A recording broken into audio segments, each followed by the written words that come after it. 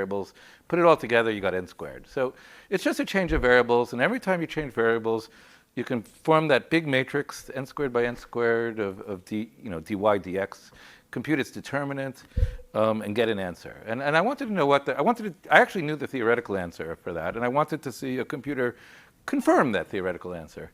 And I spoke to some people who wrote autodiff in non-Julia languages, and I was surprised by the answer. They said, oh, yeah, we could teach the answer to our system. I said, what do you mean you could teach the answer? Why doesn't it just compute the answer? Why do you have to teach the answer? I thought that was all wrong.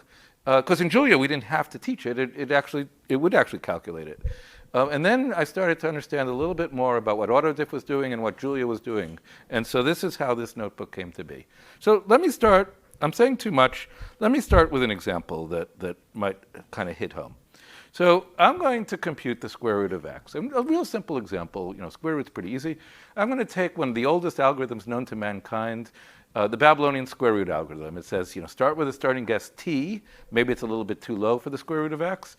Get x over t, so that would be too large. Go ahead and take the average and repeat. Okay? This is equivalent to a Newton's method for taking the square root.